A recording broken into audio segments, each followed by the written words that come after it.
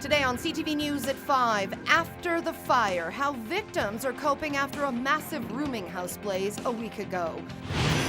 Plus, masked man on the loose, police need your help to catch an armed robber.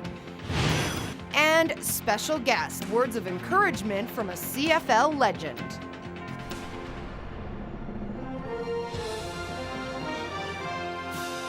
CTV News with Alyssa Carpenter. Good afternoon. Police have a break in a robbery investigation and they're asking for your help to solve it. This store along 13th Street North was robbed at knife point at about 4 a.m. on January 23rd. The thief threatened the clerk who handed over cash from the till. The man left and the clerk was not hurt. Today, police released this photo of the man they are looking for. As you can see, his identity is concealed by a mask. But police are asking you to take a look at not only his face and the mask, but the clothing and items he's carrying as well to see if you recognize them. He was also carrying a knife like this one. It's a 12-inch hunting knife. Again, if you have any information about this knife or the man in the photo, you're asked to call Lethbridge Police or Crime Stoppers. It has been a week now since the Van Harlem burned to the ground, and some of the former tenants continue to struggle to get back on their feet. The fire ripped through the 100-year-old Van Harlem last week, leaving 25 people homeless. Red Cross volunteers spent the first 72 hours with the victims, putting some of them up in hotels initially while trying to locate family or friends they could stay with. Others have been put in touch with the city's housing specialist.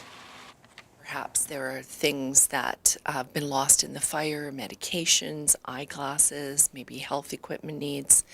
And then we will endeavor to try and meet these people's basic needs and give them the support that they need in the first few days to make a plan of how they're going to move forward after this tragedy. Two women, former residents accused of arson in this case, remain behind bars. 25-year-old Sheila May Crow Eagle and 40-year-old Crystal Joyce Mills will both appear in court again next Friday.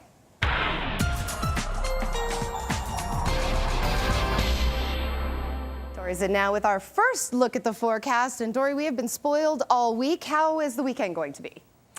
You know how we've been up and down all week about the precipitation? It was going to arrive, it wasn't going to arrive. Maps were looking very stable. Well, now we have this rogue system coming out of Idaho. So we do have a chance of seeing some of that wet flurry shower activity, maybe even some light snow later in the day tomorrow.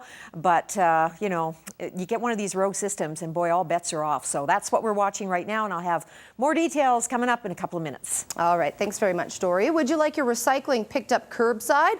Or would you rather save the money and do the recycling yourself? City Council's Environment Committee has commissioned a telephone survey to gauge the opinion of residents. Ipsos Reid will begin calling 800 homes next week. The survey takes about 12 to 15 minutes to complete. We've been hearing a lot from our residents on both sides of whether they really want it or really don't, and council too is divided on their opinions of whether the folks in Lethbridge really do want curbside or whether they really like using the current depot system.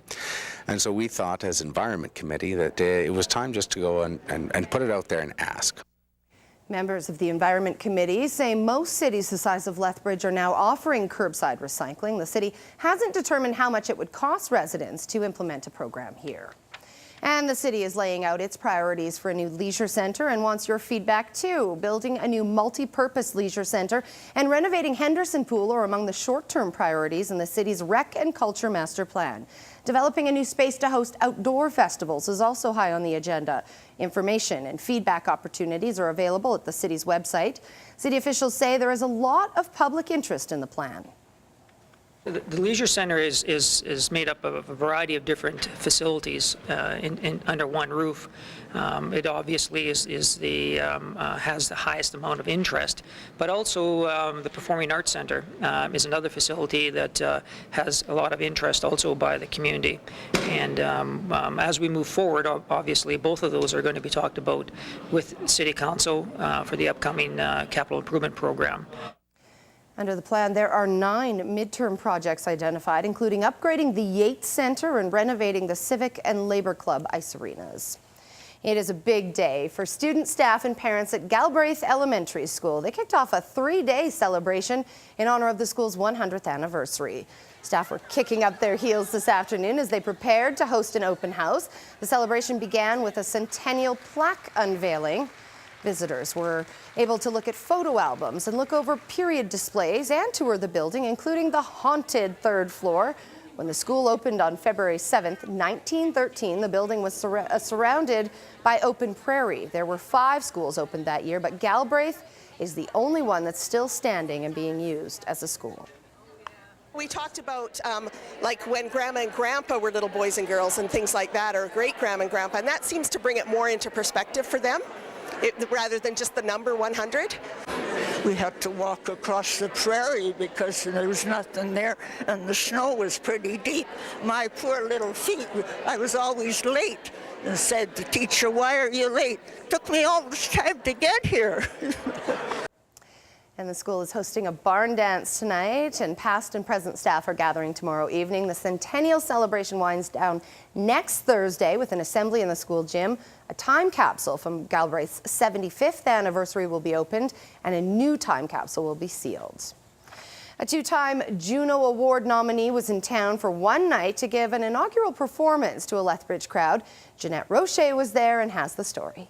Well, you fell into my life like a Tetris block, cleared away the puzzle, made my heartbeat drop.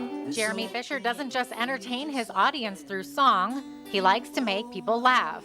If you have to use the restroom after the show, you go and look at that and tell me if I'm wrong, because I'm pretty sure that's exactly what it says. I just ran out of there with wet hands. I couldn't handle that. The 2-time Juno Award nominee says he just sets metaphors to music to connect with people. I mean, I stand up there with a guitar and a harmonica and tell stories and sing songs.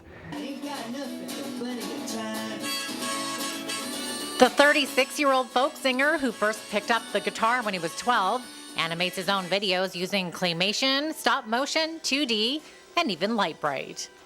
Yeah, I love it. It's magic to me. I don't know, I've not trained in animating.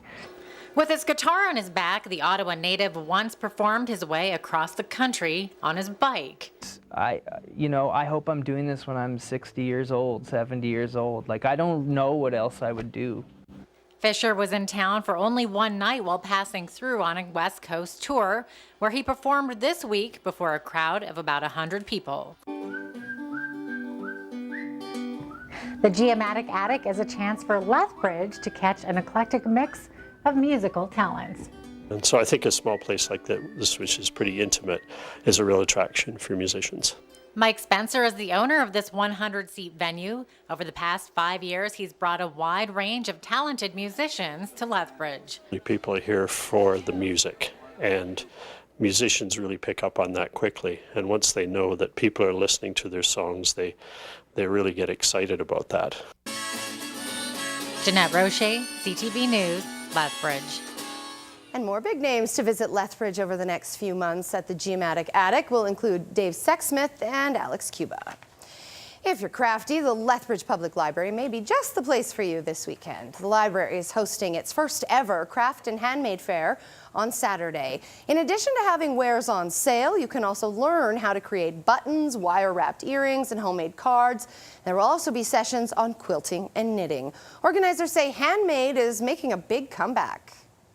Every handmade item adds a certain element to your wardrobe or to your home design because, again, it's one of a kind. So it's unique and yours, and you can have some sort of pride in knowing that what you own is, solely yours. The sessions go from 10 to 2 p.m. tomorrow, while the craft sale continues until 4. Admission is free. And the East Coast is being walloped while we've enjoyed milder conditions. We'll get the full forecast from Dory coming up. First, here's a look at today's markets.